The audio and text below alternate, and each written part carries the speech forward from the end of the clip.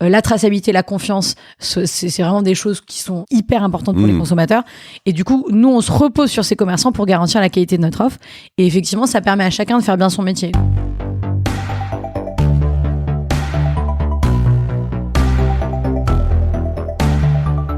Bonjour, je suis Mathieu Stéphanie et je suis ravi de vous présenter Le Panier. Le Panier est un podcast qui parle de e-commerce sous toutes ses coutures. Notre objectif est de décortiquer les recettes d'acteurs, du commerce en ligne, que ce soit des gros ou des petits, des généralistes ou des ultra spécialisés. Le Panier vous est proposé par Cosa Vostra, qui est une agence digitale qui accompagne ses clients dans la croissance de leur business en ligne depuis 2013. Fondée par 4 entrepreneurs, Cosa Vostra met les mains dans le cambouis et crée également ses propres startups afin de mieux comprendre les problématiques de ses clients. Nous adorons les défis et nous serions ravis de parler de vos projets. Contactez-nous sur lepanier@cosavostra.com ou directement sur le site cosavostra.com. Bonne écoute.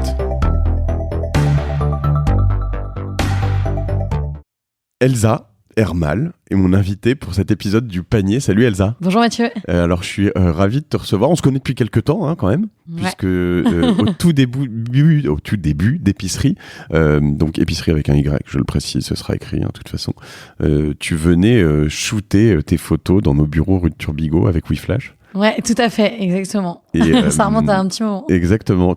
Donc ça devait être en 2016. Ouais, exactement. C'était 2016, c'était le tout début de l'aventure. On a lancé fin 2016.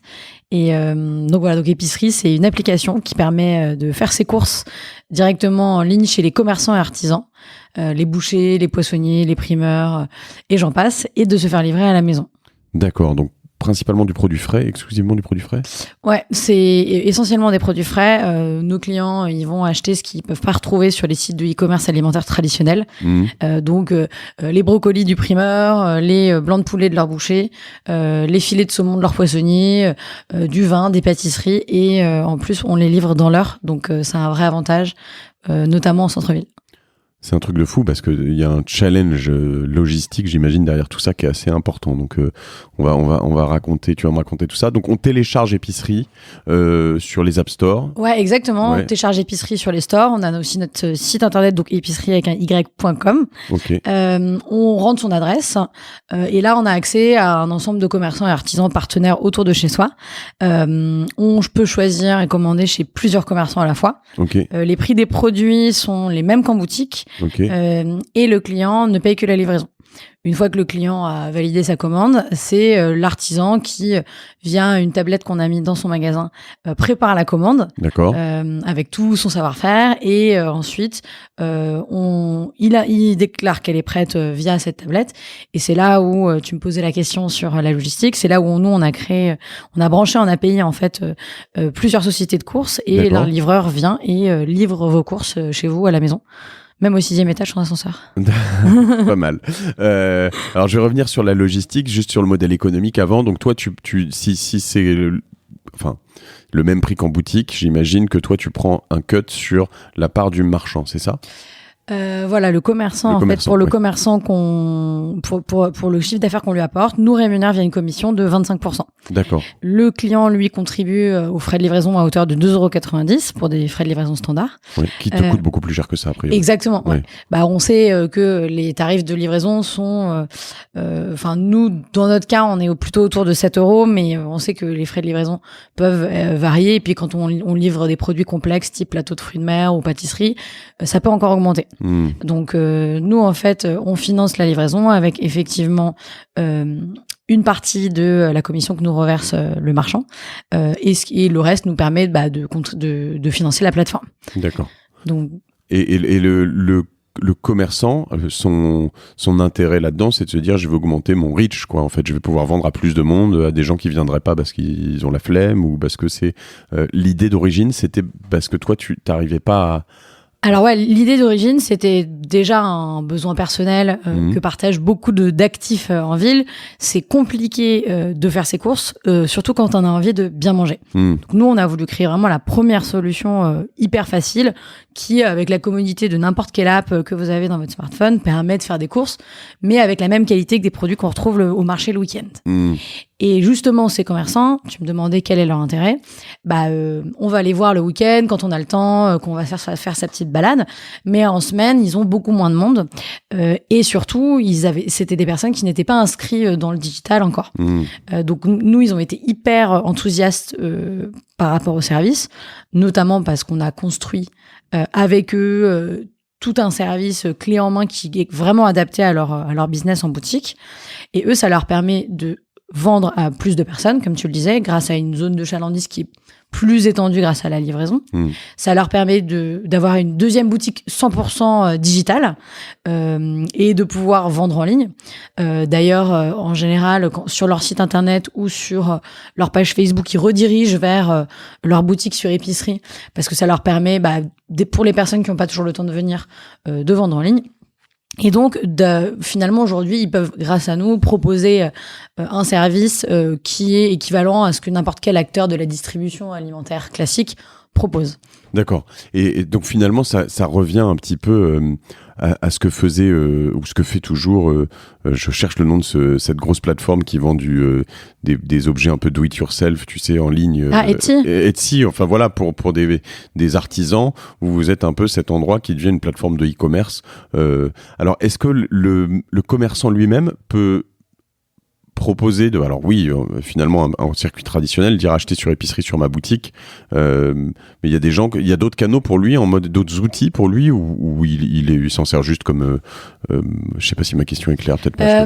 En fait, aujourd'hui, il se sert d'épicerie pour vendre en ligne essentiellement. Ouais. Ça lui donne quand même une visibilité sur Internet, un référencement, puisque on va un peu essayer de raconter son histoire à la fois sur le site, mais aussi sur nos réseaux sociaux, où on va essayer de raconter les histoires de ces artisans qui ont tous un savoir-faire incroyable, parfois certains depuis des générations, certains depuis des années, d'autres ce sont des reconversions totales, mais tous avec une vraie passion et une vraie recherche de qualité. Donc pour lui, c'est un moyen non seulement de vendre en ligne, mais aussi d'inscrire plus largement sa présence sur le digital. Il est noté ou pas ? Ouais, absolument, il est noté. Et du coup, ça nous permet de continuer d'évaluer en continu la qualité du travail des artisans. Et finalement, on voit que eux aussi sont hyper preneurs de feedback. Et s'il peut arriver qu'une fois une commande se passe mal, etc., nous, on a tout de suite le patron qui nous appelle au téléphone et qui nous dit « Qu'est-ce qui s'est passé ? Je veux renvoyer tout de suite des produits pour satisfaire le client. » D'accord. C'est des gens qui ont un vrai sens du service. Et ça, c'est incroyable parce que ça vient effectivement pour nous garantir la qualité de l'offre qu'on va pouvoir proposer sur notre marketplace épicerie. D'accord. Et ça, oui, j'imagine en effet que du coup, il y a des gens qui peuvent éventuellement être amenés à sortir de l'épicerie parce qu'ils n'ont pas une qualité de service suffisante aussi. Alors c'est déjà arrivé. Nous sur épicerie, on essaye de quand même recruter de façon hyper attentive nos marchands parce que forcément il y a des coûts liés à l'onboarding, la prise de photos, tu en parlais, la création des catalogues, etc. Donc on essaye surtout de bien recruter nos marchands et en plus finalement nous aujourd'hui on propose pas nous-mêmes nos produits, ce sont les commerçants qui les proposent. Oui. Donc la qualité de leur travail finalement garantit la qualité de notre plateforme. Et du coup, effectivement, c'est arrivé que suite à des feedbacks de clients ou une difficulté opérationnelle en boutique, on doit arrêter de travailler avec des commerçants pour qui l'activité correspondait pas à ce qu'on pouvait faire sur l'épicerie. Si je lis entre les lignes, tu n'es pas dans une recherche absolue d'avoir un maximum de commerçants. Il te faut des bons commerçants, mais tu cherches pas forcément à doubler ou tripler tous les ans. C'est vrai que sur épicerie, on essaye de privilégier la qualité plutôt que la quantité. On veut avoir tout niveau de gamme de prix et tout niveau de gamme d'offres. Par exemple, on a beaucoup développé récemment notre offre bio ou notre offre cachère suite à beaucoup de demandes des clients. On va changer aussi en termes de gamme de prix. On va avoir des bouchers, des tout petits bouchers de quartier, tout comme des plus grands comme Metzger.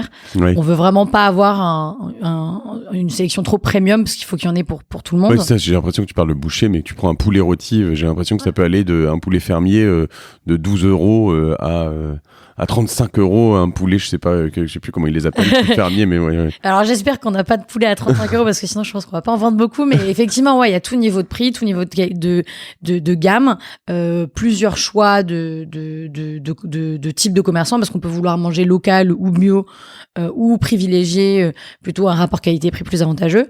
Donc voilà, donc nous on veut vraiment avoir le choix le plus large possible. Alors on continue de recruter des commerçants à la fois dans les zones dans lesquelles on est déjà présent, mais aussi puisqu'on développe notre service, on est ouvert à Paris, mais aussi on se développe en petite couronne. On a ouvert une dizaine de villes de la petite couronne parisienne. D'accord. Et on est ouvert à Lyon et Villeurbanne. D'accord. Donc c'est aussi à ce moment-là qu'on va recruter plus intensément un grand nombre de commerçants. Avec un plan de déploiement sur d'autres villes, j'imagine, encore en France. Ouais, absolument. Donc aujourd'hui, on essaie de se développer assez rapidement sur la petite couronne parisienne et bientôt la grande couronne. Et ensuite, on envisage d'autres villes en France, notamment Bordeaux, qui est dans notre ligne de mire. D'accord. Donc voilà.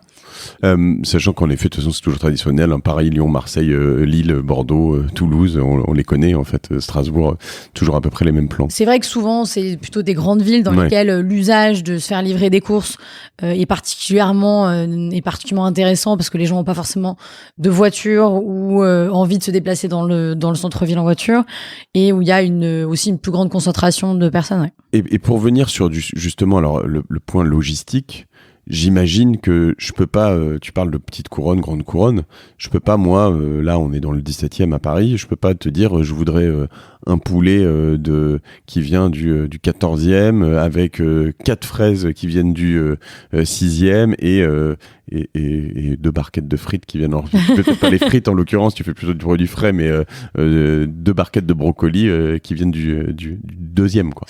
Ouais, alors c'est sûr que nous déjà on essaie d'avoir un maillage local important, donc d'avoir un réseau de commerçants dans toutes les villes dans lesquelles on opère, local sur tous les commerçants de base, donc qui nous permettent de nous approvisionner en fruits et légumes, viande, poisson, fromage, etc. Ce qui permet finalement d'acheter au plus près de chez soi ce type de produit.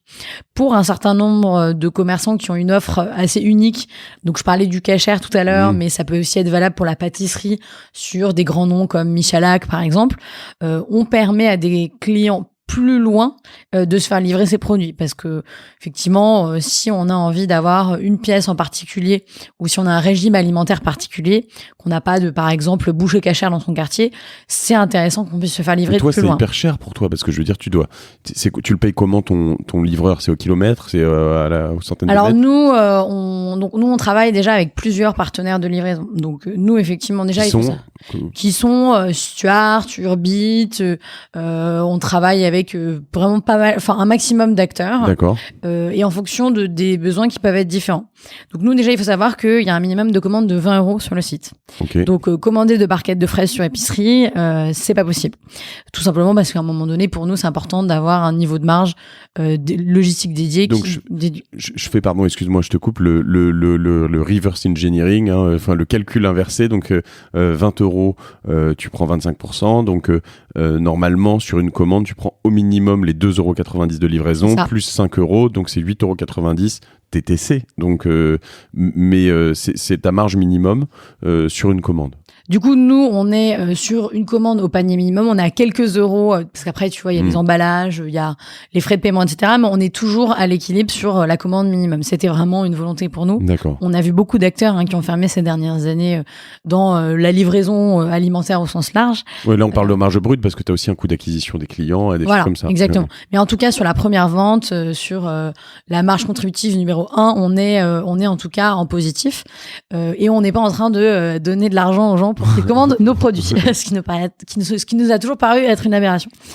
Donc, effectivement, ceci étant dit, il est possible de commander chez des artisans au bout de la ville, mais dans ce cas-là, le client paye un surcoût également, ce qui est assez compréhensible.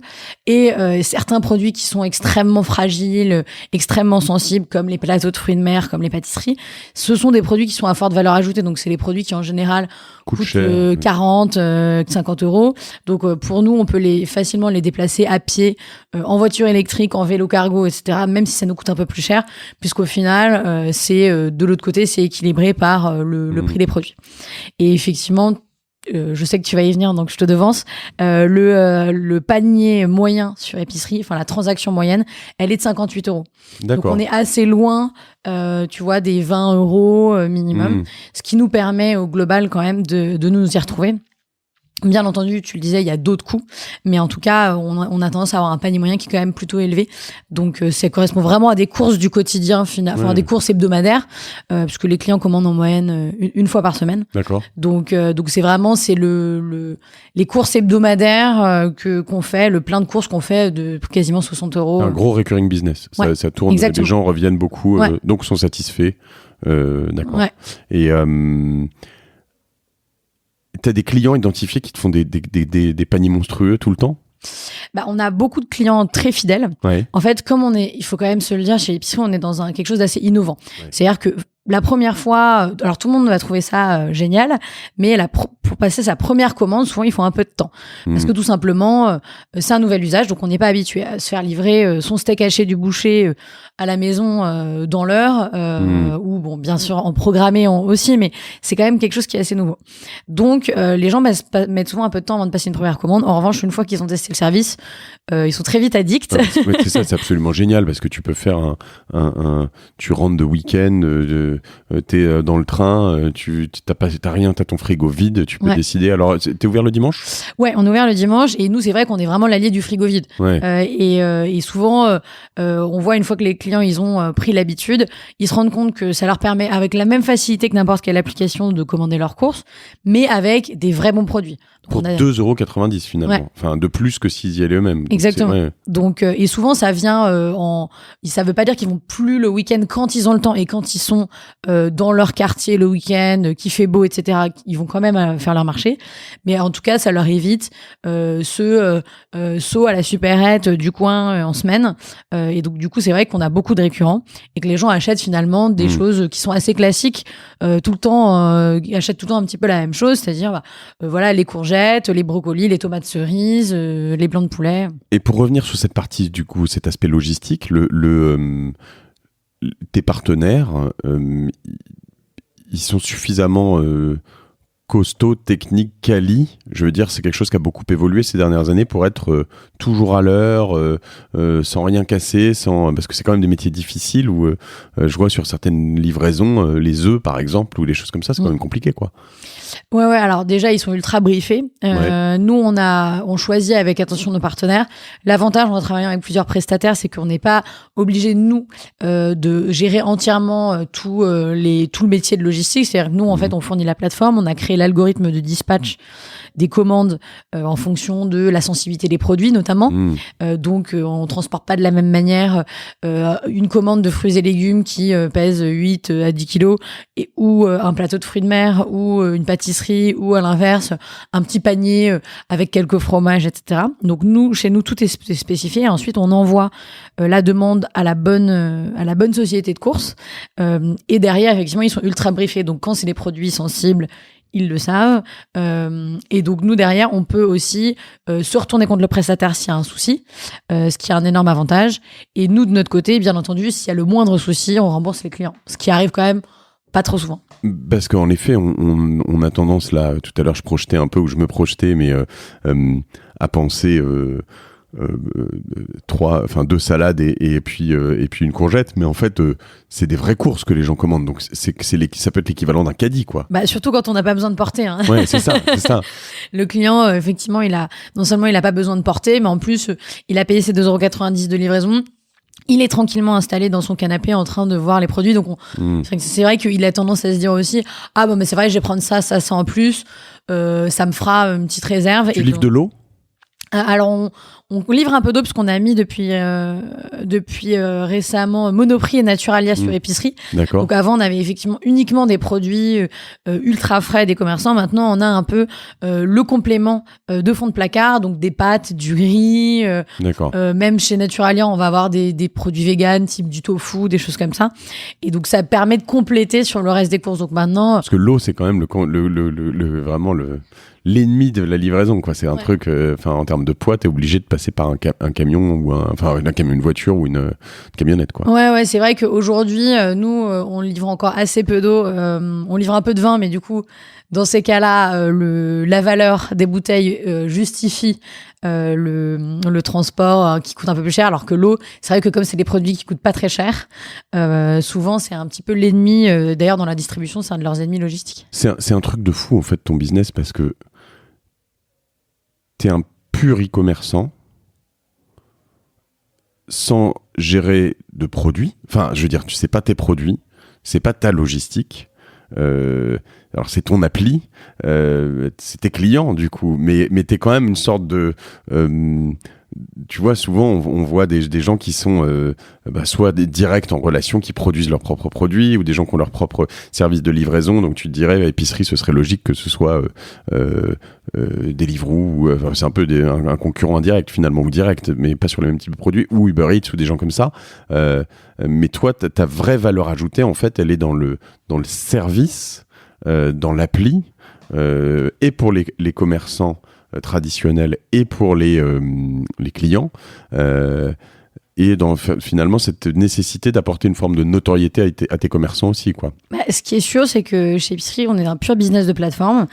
Et comment garantir d'avoir les meilleurs produits alimentaires en se reposant sur les meilleurs directeurs des achats du monde, qui sont ces petits commerçants qui, eux, depuis des années, des générations, chacun dans leur verticale, sont les meilleurs pour choisir les produits.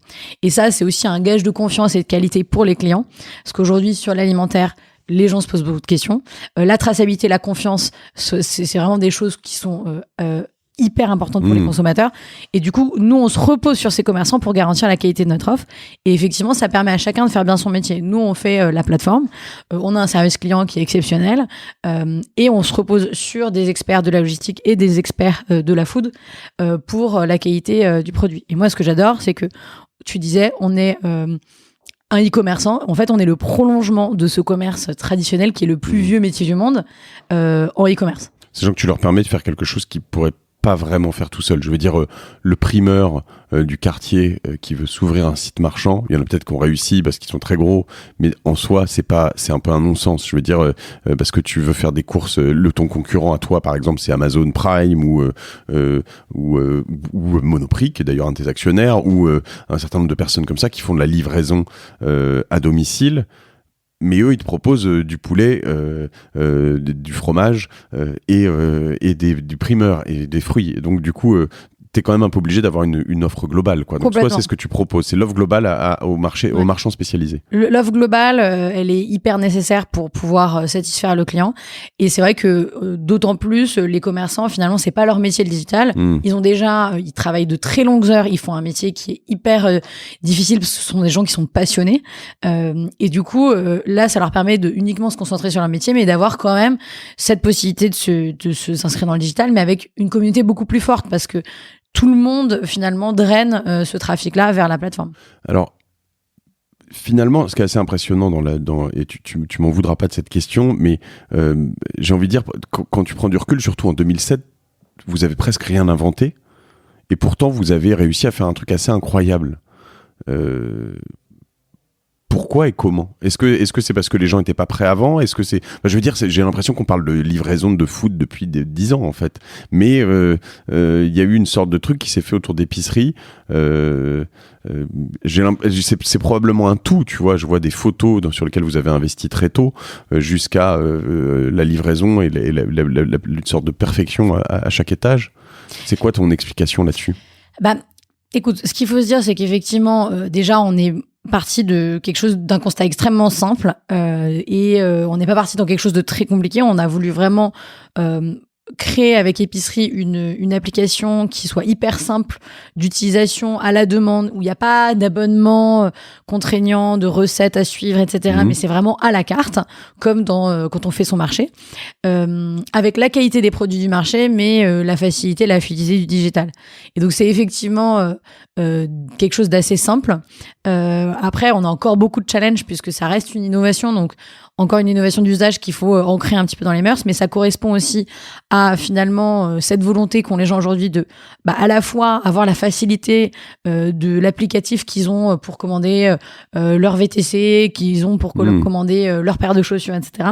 Mais en même temps, cette volonté de mieux manger et je pense une certaine volonté aussi d'un rapport de proximité et d'authenticité et de confiance avec les fournisseurs ou les marques qui existent aujourd'hui. Et alors, pour rentrer un peu dans le détail, mais justement, moi je t'ai vu très tôt, je le disais un peu en intro, travailler vraiment beaucoup sur les photos et faire des photos de première qualité. Ça, c'est un détail important chez vous. Alors, enfin, je te pose la question. Est-ce que tu crois que ça a changé des choses par rapport à la concurrence ? Alors la photo, c'est un sujet sur lequel on travaille depuis le début et je pense qu'on continue de travailler encore beaucoup dessus parce qu'il y a toujours des choses à améliorer. Pour nous, je pense que la vraie différence, c'est que c'est le fait de pouvoir voir ces visages des commerçants qui est hyper important. Parce que d'une part, eux, ça permet de les mettre énormément en valeur. Et là où depuis des années, on voit des chefs, on voit d'autres types de personnages mis en valeur, ces commerçants, c'est un peu ils sont un peu dans l'ombre en fait, alors qu'en fait ils font un travail absolument exceptionnel. Et d'autre part, c'est ça. Donc le visage permet aussi de rassurer le client. Et ensuite, le fait de voir les produits, c'est hyper important pour les clients aussi. Mais justement, ces produits, par exemple, ils évoluent en permanence. Un commerçant, il peut rajouter des produits, en enlever, j'imagine, en fonction et des saisons et de ses humeurs. Quand il rajoute un produit, tu vas pas le shooter à chaque fois ? C'est vrai que c'est pour ça que je te disais que c'est un travail permanent, c'est qu'on a beaucoup testé, travaillé des choses différentes depuis le départ chez Épicerie. Effectivement, le primeur qui s'approvisionne en pommes et qui rentre des pommes, on va pas re-shooter chaque pomme chaque jour parce que en général l'approvisionnement il date du jour. Donc du coup aujourd'hui c'est un mix de photos qui correspondent à certains à des produits qu'il a tout le temps et qui sont toujours un peu les mêmes et des spécialités aussi qu'il peut avoir qu'on shoot au moment où on onboard le marchand. Ouais. Et donc du coup c'est un mix effectivement de générique et de spécifique. T'as aussi une banque d'images un peu qui peut te servir du coup te dire j'ai de toute façon des golden, j'en ai dans 12 commerçants donc je peux utiliser celle de l'un pour l'autre. Il y a certains types de produits qui sont très standards et qui permettent de le faire et donc aujourd'hui c'est pour ça que c'est un mix entre du spécifique et du standard. Très bien. Et aujourd'hui sur la partie acquisition, comment tu fais en sorte d'avoir des downloads sur tes applications parce que c'est quand même le nerf de la guerre pour toi, c'est-à-dire que tu peux avoir le plus beau réseau de commerçants même si j'imagine qu'ils te recommandent un petit peu, tu le disais tout à l'heure. Je pense que tu as finalement deux grandes familles alors il y a la logistique, on en a beaucoup parlé, il y a la partie recrutement de nouveaux marchands. Moi je pense que si j'étais à ta place je me promènerais dans la rue, je rentrerais dans toutes les boutiques et je dirais tu veux pas bosser avec Épicerie? Ouais, c'est ce qu'on a fait beaucoup et qu'on continue. Et d'ailleurs c'est assez cool j'imagine parce que tu rencontres plein de monde. Ouais. Et il y a la partie acquisition donc download pour que les gens téléchargent les applications. Comment tu fais? Donc sur effectivement la partie je pense recrutement des marchands comme recrutement des clients, le côté recommandation bouche à oreille fonctionne aussi énormément. Donc je reviens très rapidement aux marchands. Eux-mêmes nous recommandent ceux qui travaillent bien, que ce soit dans une nouvelle ville ou dans un quartier, etc. D'accord. De la même manière, les commerçants, on essaye d'en faire le plus possible des ambassadeurs pour qu'ils puissent véhiculer auprès des clients le fait que Épicerie existe. Et c'est tout simple, mais quand un expert du métier, votre boucher qui plus est, avec qui il y a un peu un lien affectif, vous recommande un service, vous avez envie de le faire confiance. Bien sûr. Et est-ce que pour eux tu utilises tu vois ce que c'est le fear of missing out, le FOMO, le peur de, je veux dire finalement est-ce que tu leur fais prendre conscience que leur concurrence c'est aussi Shop, je sais pas, le Leclerc Drive, etc. Parce que les gens en fait de plus en plus changent de mode de consommation. Ils en sont conscients déjà ou tu dois aussi les aider à... Ils en sont quand même relativement conscients. C'est pour ça qu'on a reçu très rapidement un super bon accueil sur le service. C'est quand même des personnes qui ont vu un certain nombre de boutiques, que ce soit des librairies ou autres, fermées à cause d'acteurs 100% très clairement, pure player. Donc, nous, c'est vrai qu'il y a... on nous a parfois appelé l'arme des petits commerçants face à Amazon. Et je pense qu'aujourd'hui, les commerçants, ils sont tout à fait conscients du fait qu'ils ont leur épingle du jeu à tirer. Ils sont contents de pouvoir le faire grâce à Épicerie. Donc ça les encourage à communiquer effectivement sur le service auprès de leurs clients. Même si parfois ils ont un peu de chat à fouetter en boutique, puisque ils ont, comme je le disais, ils ont vraiment un travail qui est quand même assez important. Et donc c'est vrai que pour nous, c'est important de diversifier les canaux d'acquisition de nos clients, parce qu'on a fait beaucoup depuis le début de Facebook, Google, mais ce sont des leviers qui sont assez chers et sur lesquels on est très nombreux. Donc de la pub pour faire du download. Voilà. Et quand tu dis assez cher, c'est quoi ? Globalement, nous, on met quand même pas mal de budget sur ces canaux-là et on essaye de diminuer la part de ce budget-là. D'autant plus parce que ce sont des canaux sur lesquels on est aux côtés de tout un tas de services. Alors que dans la boutique du marchand, en revanche, quand tu vois la petite carte, t'as un seul service, c'est épicerie. T'es pas face à tout un tas de sollicitations, etc. Et t'as une idée de combien coûte un download sur ces plateformes Aujourd'hui, ça va dépendre des campagnes, ça va dépendre puis il y a des downloads, il y a des achats, donc on travaille sur toute une multitude de campagnes. On sait qu'il faut plusieurs points de contact aussi avec le client avant qu'il passe une première commande. Ouais. Donc parfois il va avoir lu un article de presse, il va avoir une pub Facebook, il va être retargeté ensuite, etc. Donc effectivement, selon le type de campagne, il va y avoir des budgets qui sont assez différents, qui sont moins chers pour du download que pour un achat en revanche. Mais voilà. Et je te pose la question parce que je me rends absolument pas compte si quand tu fais de l'app download sur Facebook ou sur Google, est-ce que c'est 8 € ou 65? Non, les apps download, c'est pas ce qui coûte le plus cher. C'est plus, effectivement, quand tu vas payer directement pour avoir un client, quoi. C'est plus ton coût d'acquisition pure pour faire passer une commande où ça va te coûter un peu plus cher.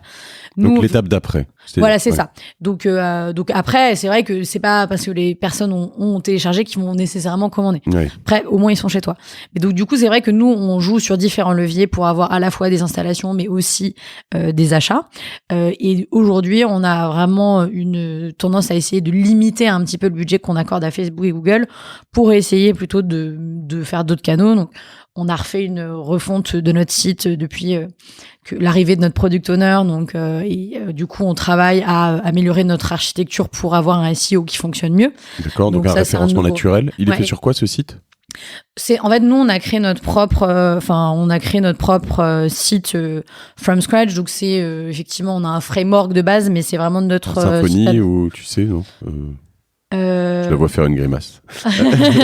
Non, j'aurais tendance à dire du PHP, mais après, nous, notre API, en tout cas, elle est sur du Ruby. Okay, et après, notre front, on a changé à un moment donné, mais voilà. Donc, du coup, en tout cas, depuis l'arrivée, effectivement, de notre product owner et le travail de notre stack d'acquisition sur le SEO, on a bien amorcé le chantier, on est en train de bosser pour continuer d'améliorer ça. Tu fais tout en interne, le SEO ? Non, on a travaillé avec différents prestataires. D'accord. Pour se faire un peu aider quand même. Ok. Et donc là, déjà, il va aller avoir une bonne architecture. Ensuite, on va pouvoir apporter du contenu. D'accord. Donc ça, c'est un premier chantier qui a été pas mal amorcé. On a on a toujours essayé de multiplier les leviers. Donc là, on a démarré pas mal sur l'affiliation ou ce type de levier qui fonctionne assez bien. Je sais qu'on a encore 2 gros chantiers là sur lesquels on va bosser dans ces prochains mois, qui vont être Instagram, parce que je pense qu'on l'a pas encore tout à fait craqué, et le CRM, où en fait effectivement aujourd'hui on avait un CRM qui fonctionnait bien, mais je pense qu'on peut encore énormément optimiser. En fait, aujourd'hui, si tu veux, on a fait beaucoup de choses en interne. D'accord. Et là, aujourd'hui, on veut passer à la vitesse supérieure pour automatiser beaucoup plus de choses. Donc là, ça va être Non, on n'a pas encore choisi exactement les outils sur lesquels on va travailler. Mais du coup, ça va être parmi nos gros chantiers pour optimiser finalement toutes ces personnes qui sont déjà plus ou moins dans notre bassin de prospects, de leads, etc., mais qu'on veut convertir. D'accord. Le parrainage aussi, j'en parle quand même rapidement.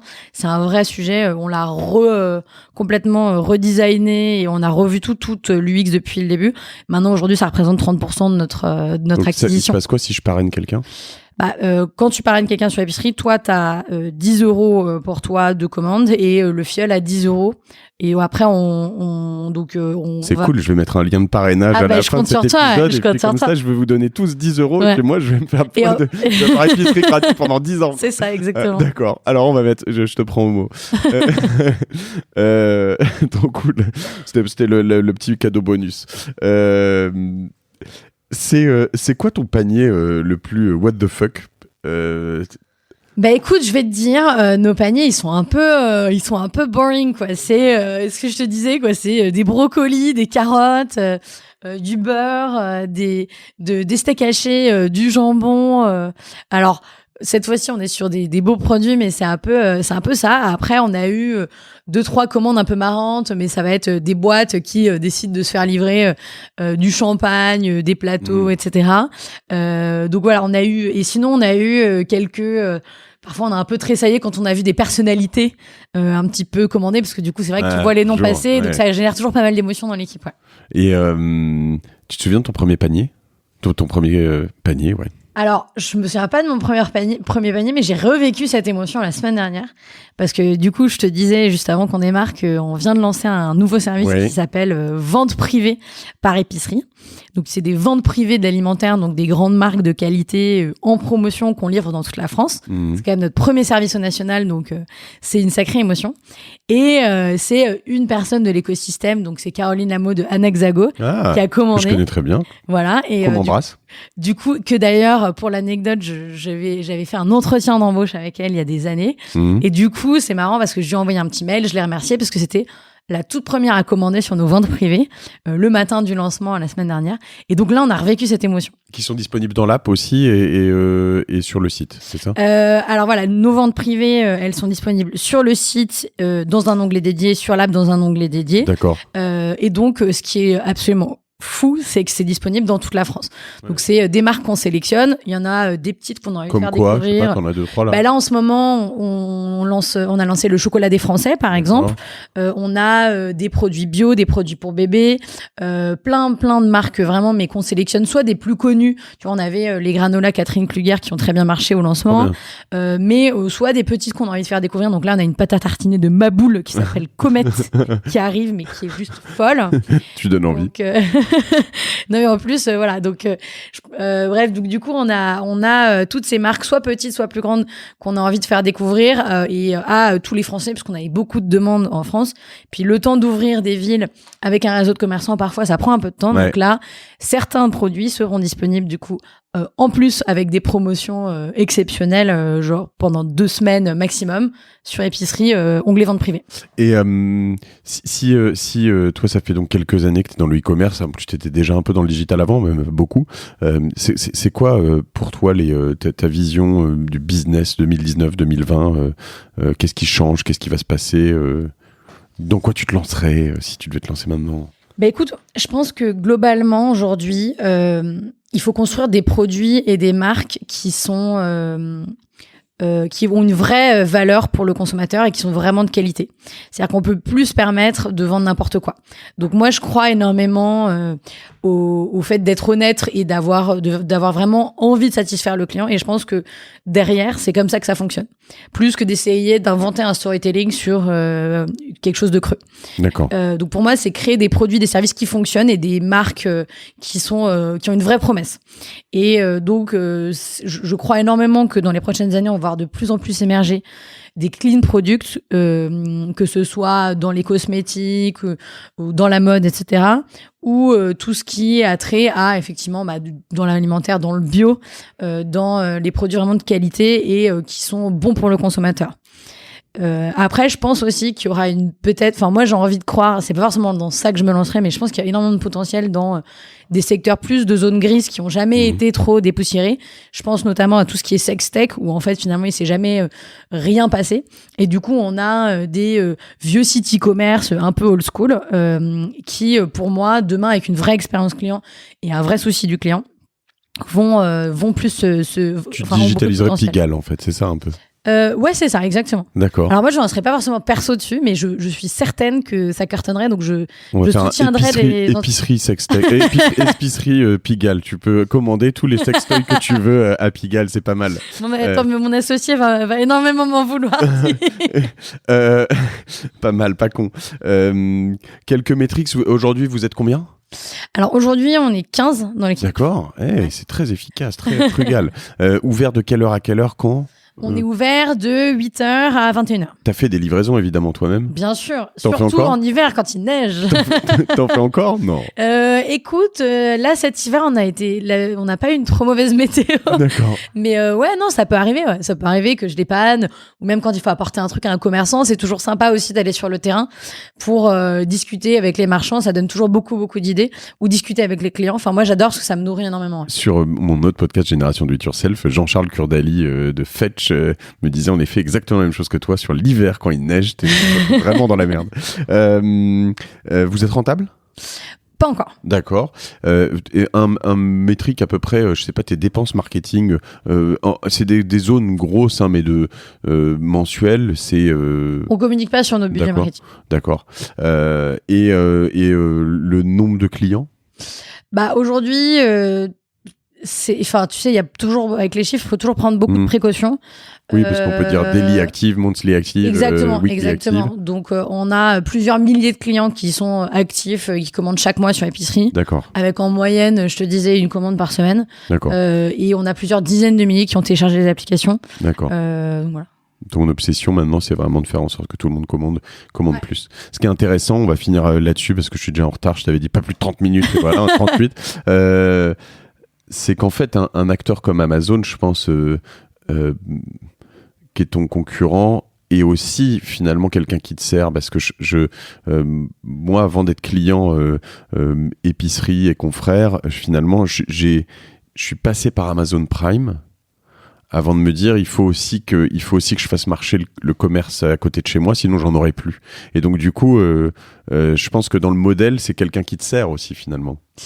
Je pense qu'aujourd'hui, nos clients essentiellement, ils veulent se simplifier la vie et bien manger. C'est leur première motivation. En revanche, je sais qu'il y a aussi un sentiment où quand ils achètent sur épicerie, ils ont le sentiment de soutenir leur artisan, et ça, c'est quand même vachement agréable. Écoute, je pense que c'est le cas. Je te remercie, Elsa, c'est un très beau projet. Tu m'as donné plein de super inspirations et j'espère que ça servira à tout le monde. On peut te contacter via épicerie, sur LinkedIn, un peu tout partout. À fait. Voilà. Okay. Merci Mathieu. Et à bientôt alors. À bientôt. Salut. Merci d'avoir écouté Le Panier. J'espère que ce podcast vous a plu. Si vous êtes resté jusqu'au bout, c'est peut-être le cas. Et si c'est le cas, je vous remercie de bien vouloir nous aider à faire 2 choses. D'abord, pour ceux qui sont sur Apple, bien vouloir le noter et de laisser un commentaire hyper sympathique sur Apple Podcast pour bien le mettre en avant auprès des plateformes. Et puis pour tous les autres, de bien vouloir le partager. Alors ça peut se faire à l'oral, par email, à l'écrit, sur les réseaux sociaux, mais les podcasts sont très difficiles à découvrir par d'autres moyens que le partage, donc votre partage est le plus important. Et puis si vous avez besoin de vous faire accompagner ou de créer un site internet ou une bonne stratégie de contenu ou une bonne stratégie marketing plus générale, bien écoutez, n'hésitez pas à contacter Cosa Vostra sur cosavostra.com, ou vous pouvez aussi utiliser le mail lepanier@cosavostra.com. À bientôt.